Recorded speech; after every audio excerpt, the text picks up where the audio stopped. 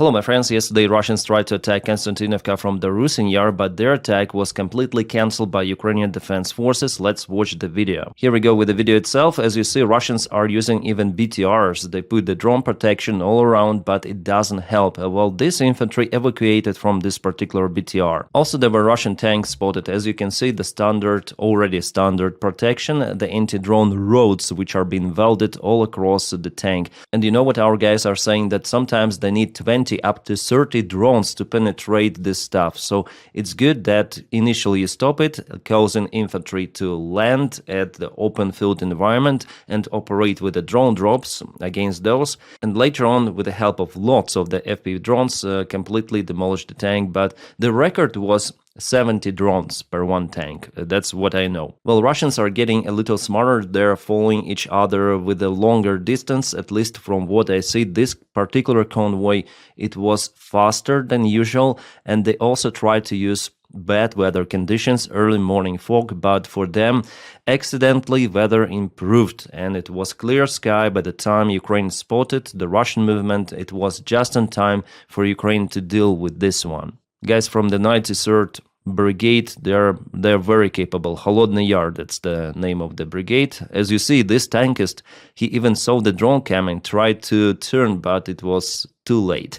Yeah, one more BTR. So the final task for Ukraine was to find the Russian infantry all around. They landed somewhere in the tree lines. At this time of the year, it's kind of easy to spot Russians because there are no leaves on the trees, so no zelonka. It's called like green, yeah, something green leaves that might create some sort of the shelter. Not any longer. And for Russians, those attacks, convoy attacks, they bring absolutely tremendous losses, even more than during the summertime. The end of the video I cannot show you because there are lots of the Russian infantry running away from Ukrainian drones unsuccessfully. What I may show you is the screenshot from the Russian Telegram channels, military bloggers. They say that our forces are moving ahead north from Ruzzian Yar village. As you saw, unsuccessful movement, yes. So once again, Ruzzian Yar, Russians somehow put this village under their control, but it's not like that. They tried to go there, but totally were demolished. Their main tactical goal is to advance towards Konstantinovka from this direction.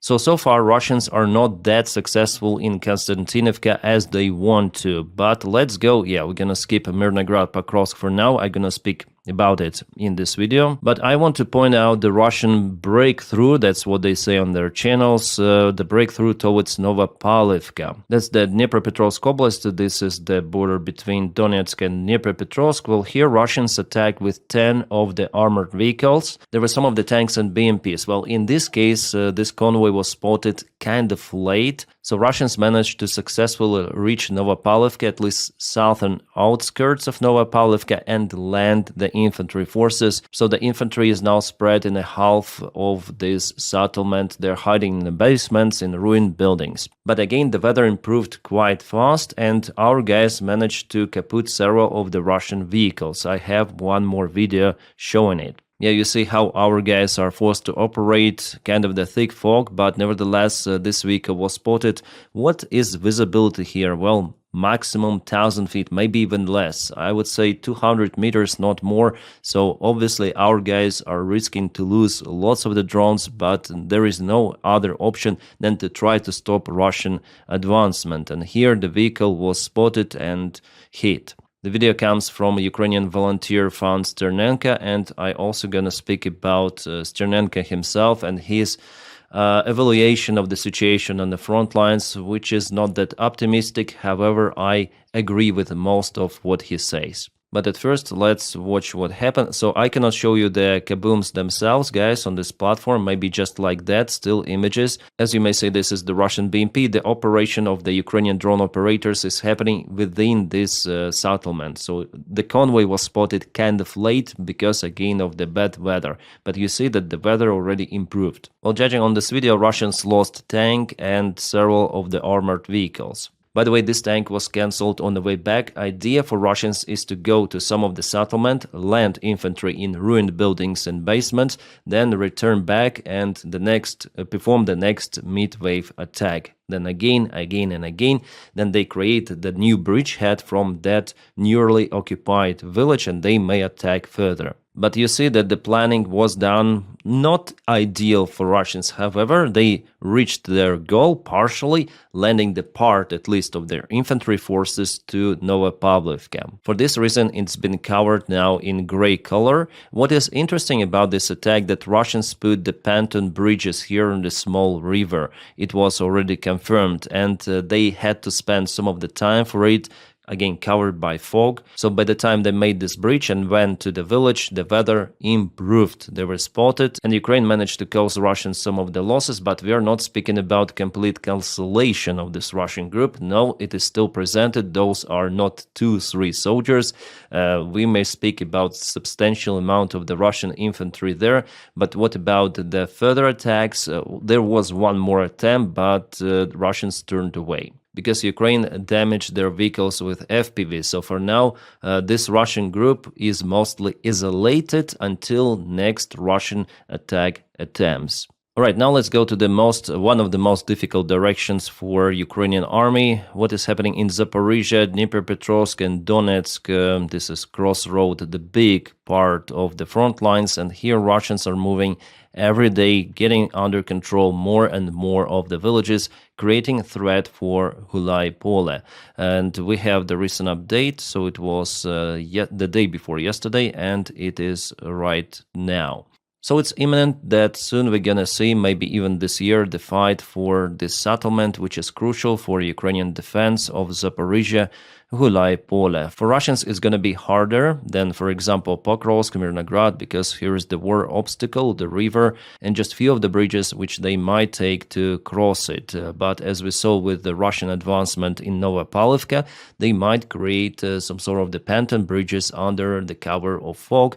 And December months in Ukraine is also very foggy. Well, at first, to reach Gulai-Pole, they need to cross one more river over here near Zatishna village, but I think they can do it here, or maybe even use this road to advance to Gulai-Pole. My prediction that in a couple of weeks we're gonna see either this pocket to be increased widely, or Russians attempt to enter to Gulai-Pole itself. They also have attempts to move to Danilivka. Well, they're already in Danilivka. It was confirmed, and even Deep State has this analysis showing that Russians are moving pretty much fast. Why is it happening, guys? Since Ukraine, it seems like a few months ago, deployed a kind of capable brigade, 110s. Well, just today I discovered a story that the command of the brigade, it was placed in Gulai-Pole, and Russians used ballistic missiles. Unfortunately, they eliminated the command of Ukrainian brigade entirely. Now there is a new command, unfamiliar with this situation. Plus 110s is also kind of new at this specific direction. So for them it's very hard. They're accompanied by some of the territorial defense battalions, but they're not that capable. They're kind of weak compared to, for example, Azov, 93rd, 25th, 33rd Ukrainian brigades, which are acting in Pokrov's direction. Ukraine mostly concentrated the capable forces over here, with this breakthrough of the Russian army in Dobropila direction, and also to unblock Mirnograd, Ukraine is using very capable forces, including the special forces of GUR. But at the same time, roughly 3 weeks ago, Russia moved their capable forces to this direction, towards Zaporizhia and towards Yalta, and also this village called Zaporizhia. Last month, also Gerasimov himself stated that Russia will be successful in Zaporizhia, and we see that definitely Russians are pretty much successful. They are taking the ground very fast. The fastest movement here of the Russian army since 2022. And to check it out, you don't need to be professor or something. Let's go November, October. Let's go to August. Yeah, August. Then they start to propel really fast. 1st of August and today. So you see, for 1 to 3, 4 months, Russians are, or 3.5 months, Russians are quite successful. And Russians are already reaching the last defense line of Ukraine before Zaporizhia. Basically, we are speaking about possible Russian advancement to this very big settlement in 2026. Let me show you the data from Clement Molin Analytic. So here you can see the Russian attack, and those are the recent Russian territorial gains. This is not the gray area. No, it's still under their control. The gray area is over here. Yeah, it's smaller. The red arrows here show the actual directions of the Russian attack. The white arrows that it will be like that Russians will attack towards reaching the Ukrainian main defense line over here. And in some points they already penetrated. Actually, they moved over here. If we speak about the village of Danilivka, it's already behind the defense line. Russians just bypassed it. So the defense line is not that robust as it could be. So once again, they're very close over here. And I would say that now they're very close to Gulaipole. This map is a little bit outdated, yeah, as you might say. And here from Pokrovsk, there are lots of the water obstacles, and here goes, again, the main defense line. If Russians occupy Gulaipole and penetrate the defense line here, or maybe just in a random place through those villages, or here, they might go to the vast space of fields, very flat terrain, very good for advancements, and here Russians may attack in a matter of maybe even several weeks, 2, 3, they could reach the next defense line of Ukraine, which is very close to Zaporizhia already. And Ukraine cannot build new defense lines over here because it's dangerous. Russians are using Lancet drones and other munition, some of the ballistic missiles, aviation gliding bombs to hit Ukrainian engineering forces, which are building those trenches. I already shared the videos on my channel of the actual impacts of Russian Lancet towards tractors and escalators, cranes and everything. So it's not possible to build those lines out here. It's already too late. So the only possible variant for Ukraine is to reinforce defense of Zaporizhia, because with the current events happening here, I give almost 100% that Russians will go to Zaporizhia. There will be the fight for Zaporizhia next year, maximum in 2025, but I think after all the next year they may break through if they advance that fast. We'll see in the coming weeks the fight for Gulaipole. If Gulaipole falls, yeah, it's gonna be even faster. In this context, I would like to read the remark from our volunteer Sternenko, and he knows what he is speaking about because he communicates and works with our guys on the front lines delivering drones. He's the biggest drone volunteer in Ukraine. So I just want to remark part of his yesterday's statement. He already recorded the video today. I watched it, and where he described the situation in more details. What he says that our defense is collapsing. It is just a matter of time, then Russian tanks will enter Zaporizhia and Dnipro. We are heading towards a catastrophe of strategic scale that could lead to the loss of the statehood. And today in his video he described what he meant by that. He says that without army reforms, with the current resources Ukrainian army has, with this limited support from our allies, with sometimes inadequate command of Ukrainian army. Also, I continue to tell about Manko, who is freaking crazy and who commands over the part of this direction. I don't know why Syrskyi didn't dismiss the guy who just openly published the military maps, current military maps on TikTok, and who continued to tell that the Ukrainian army repelled all of the Russian attacks, but somehow every of his reports are more to the west. We repelled attack from those villages, we repelled attack from those villages, and probably in the next year he will say that we repelled Russian attack in Zaporizhia, and then in fact Russians will occupy the settlement. There's pretty much high chance for it, judging on the scale of the Russian army movement, and Sternenko is absolutely right with his remark that without reforms, of the government and first of all army, yes, army command and government, Ukraine has no chances to withstand against prevailing Russian army. And we see that throughout all of those 4 years of war, no reforms were done, or minimum reforms, just at the surface. They tried to polish everything, but everything should be changed. And Syrskyi, well, as for me, Syrskyi is not competent if he keeps those incompetent commanders. And judging on defense organized in Pokrovsk, Mirnograd, judging on the defense organized in the Zaporizhia direction, because it was evident that Russia is sending their forces here few months ago, but nothing was done. New defense lines were not built at the proper time. The defense lines which were built over here, they're mostly down to defend attacks from the south, not from the eastern side. Why, you may ask Ukrainian military command or Ukrainian government how they organized everything of that. The organization is terrible. The local command with this crazy Manko is incompetent.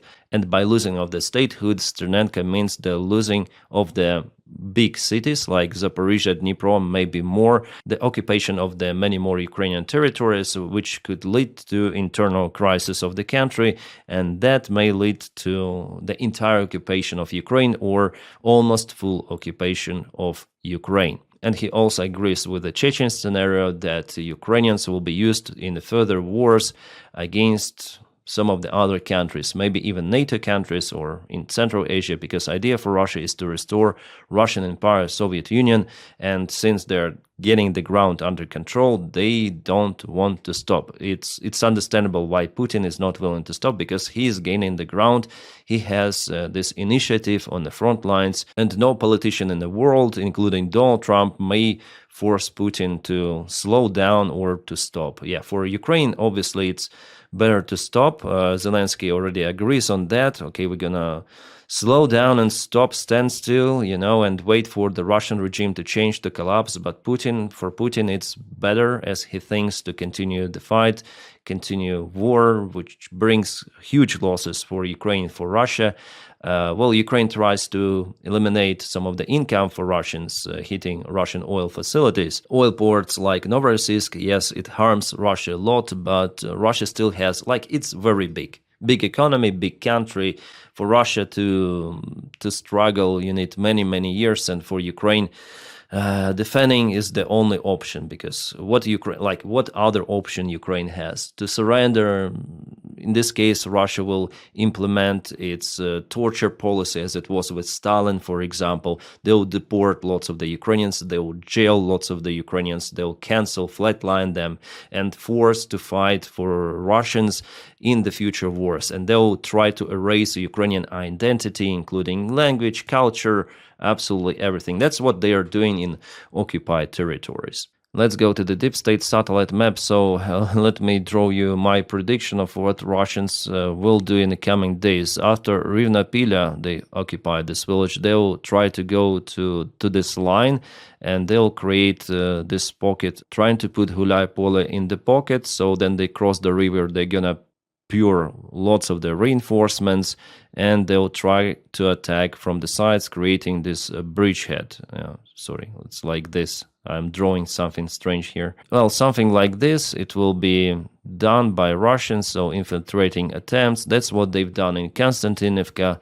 Similar, if they have the river, for them it's better to cross it somewhere, and then with infiltration, with sending of the reinforcements, they create bridgehead, and they use this bridgehead for further attacks, and they will try to move straight to Hulaypole, so two of the attacks towards the same settlement. And after occupation of Hulaypole, they're gonna continue the movement.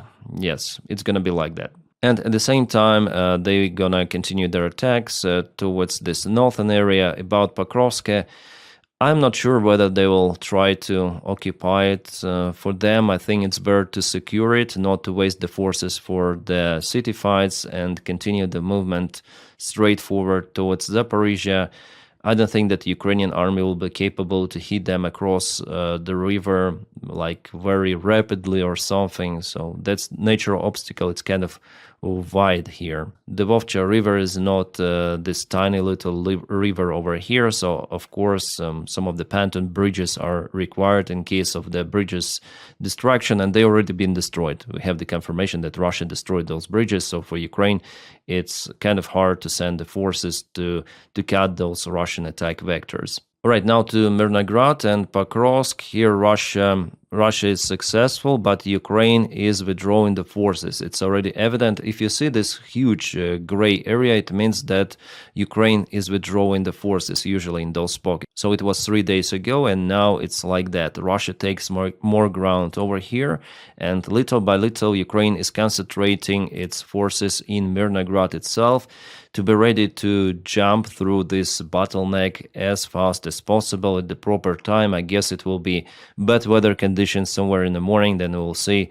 One day I'm gonna update the map and we're gonna see everything of that at first in gray area, then in red. Still the fighting is ongoing for Rodinske. That's the key settlement to maintain control, at least partial control of this bottleneck, and to make the withdrawal of Ukrainian army more or less without significant losses. So that's the plan of Ukraine. The problem that Russia continues its infiltration attempts, and Russian troops were spotted recently over here somewhere, even in this area. Yes, let me show you the video. Yeah, I cannot show you it fully, but it was filmed by Ukrainian drone operators. There was just Russian infantry on this road. The infantry is no more, but it was geolocated. The presence of the Russian sabotage group was spotted almost 3 kilometers away from the previously spotted Russian positions. So this road from Grishina village to the very important crossroad for Ukrainian army, for bottleneck, really. So Russian army is trying to block Ukrainian presence over here, but from the north it's not possible because Ukraine keeps control over at least the part of Rodinske, but here on the south, Russians may send lots of the infiltration groups to make the way out for Ukrainian army more difficult with losses. Unfortunately, weather is also playing significant role in those Russian sabotage operations. So on this map, you can see this advancement of the Russian army. Yes, they were hit there, completely annihilated, but it doesn't guarantee that there won't be new forces sent by Russia the same road. Yeah, so Ukraine should withdraw the forces.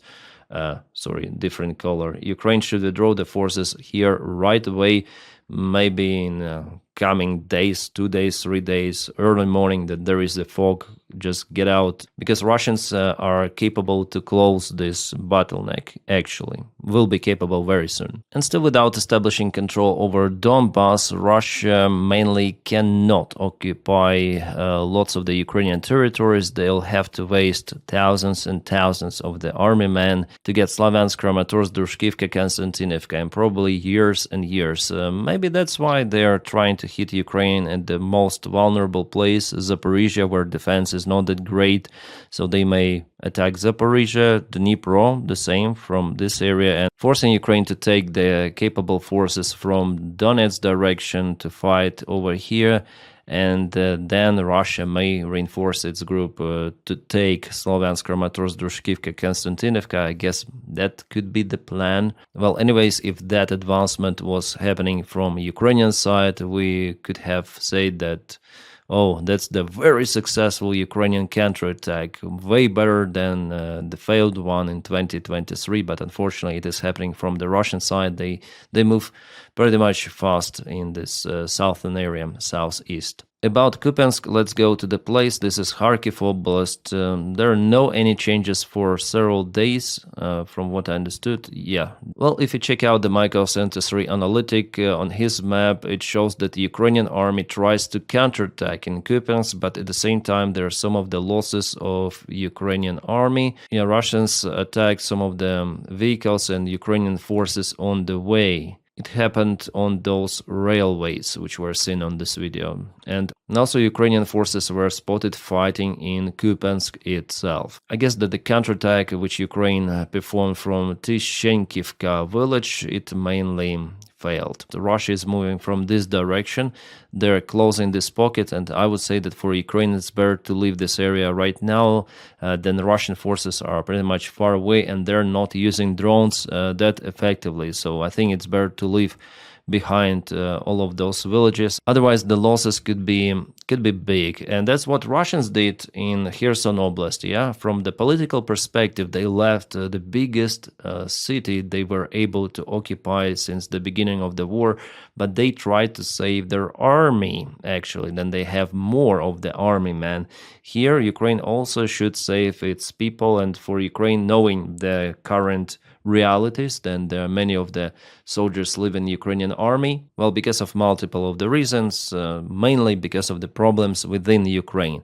Also lack of the military support, but the main issues are within Ukraine itself. Again, military command, and the Ukrainian government, the recent events, so it's broken. The trust from society towards government is broke. So the situation for Ukraine, even though Russia is still propelling not as fast as in 2022, but in general, this demoralization of Ukrainian society, demoralization of Ukrainian army is higher than it was in 2022. So, yeah, unfortunately, it's not the good time for those corruption scandals, but they appear, and the problem is not the corruption scandal and that anti-corruption bureau is doing its job. The problem that it happened, okay, and close friends of Zelensky involved. So that leads to lack of the trust, and yeah, military command of Ukraine is also not so great. So if you put one on top another, you create this perfect storm situation for Ukraine, and the perfect opportunity for Russians to gain more territories. Kind of briefly, guys, I'm telling you the situation as it is. It's not very optimistic. As you saw, our guys are still fighting.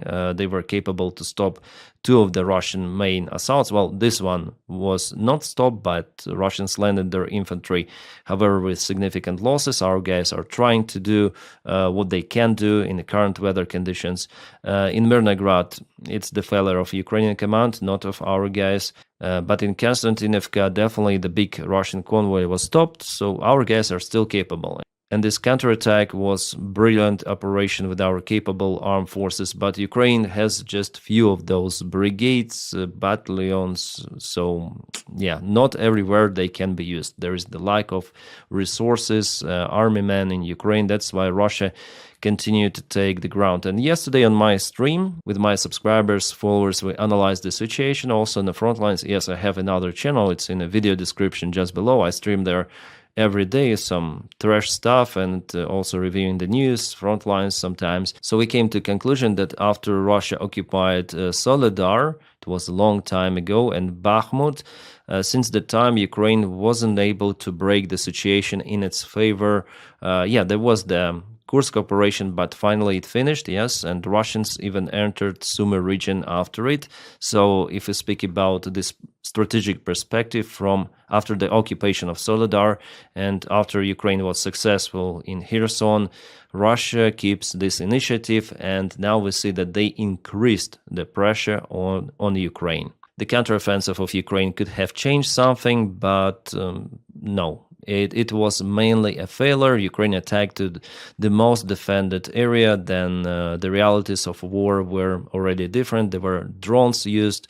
So Ukraine basically failed with that, unfortunately. And the thing that I don't see any sort of the changes or perspective for those changes to occur, I see that it's worsening for Ukraine. Also with the military support, by the way, yesterday there were the news published that Europe intensified even the purchases of the Russian natural gas, and they paid Russia billions of euros for that. So from one side, they support Ukrainian army, Ukrainian economy, but on the other hand, they purchase more of the Russian fossil fuels. Well, thanks to Slovakia, Hungary, but Europe cannot do anything with those countries. And not just Slovakia and Hungary are purchasing those, yeah. Also, Russian oil is actively purchased by the vast part of the European Union countries. So the trade continues, and so this war is pretty much strange, as for me. We either fight against this dictatorship regime for the free world and democracy, or what are we doing?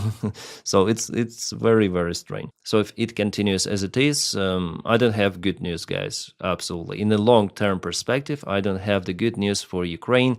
Also, I'm sure that there are no good news for Russia. I'm sure that Russia will be disintegrated, but Ukraine has the chances to be, let's say, not defeated completely, but to lose lots of the territories before that collapse of the Russian Federation could happen. Well, like the worst case scenario for Ukraine, that it will be mainly occupied, yeah, by Russia some years ahead, but it will not lead to defeat of Ukraine. There will be some sort of the partisan war like it happened in Afghanistan or something. So the part of Ukrainians will be occupied and Russians will try to erase their identity, but part of the Ukraine will continue its partisan war. So for Russia, it's going to be also pretty much hard, but they will try to eliminate those revolution spots, fire spots.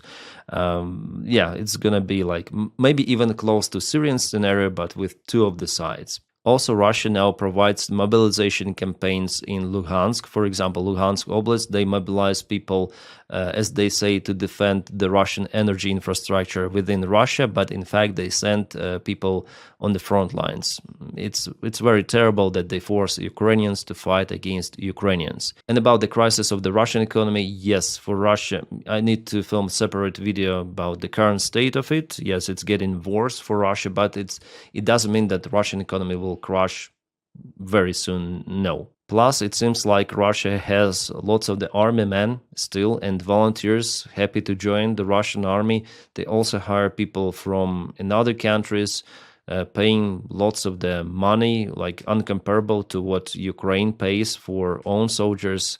That's why they still have this resource, and I predicted actually the last year that Russia this year may mobilize some of the soldiers, like open mobilization without any money, as they did in 2022, but de facto they have military men still coming and fighting, especially then they are brainwashed by this Russian propaganda. They are shown on Russian TV that they're only winning, that all of the deaths, they are just occasional. Ukraine has more losses, and Russia takes the ground, so they see they're winning and they're coming to join the Russian army. So maybe I should stop telling about the mobilization in Russia, because I'm quite surprised, yeah, that they still have army men. Despite all of their losses, it is crazy, but they're still joining. In Ukrainian army, with that one, it's very bad, and also it's the part of Ukrainian government policy that it just demilitarized its own people. I mean, the Ukrainian government itself. Anyways, we'll see. I guess still Ukraine has no other option than to fight. Otherwise, Russia will just occupy and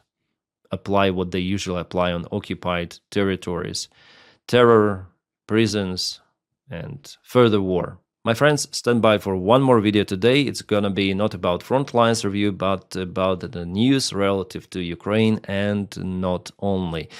Thank you for your kind support on Patreon. It really matters. It keeps me running. And also on membership. To join me on Patreon, just check out the link in the video description below. To join me on membership, just press the join button somewhere over here, because that's how you keep me filming and working. You're hiring me for this review, which is, I would say, pretty much honest. I try to say the things as they are. Well, if you don't have this opportunity to support me on Patreon or membership, just press the like to this video and also subscribe for the channel. That's how you boost this video in YouTube algorithms. That also helps me a lot. My friends, I wish you all a peaceful sky wherever you are, and have a great time.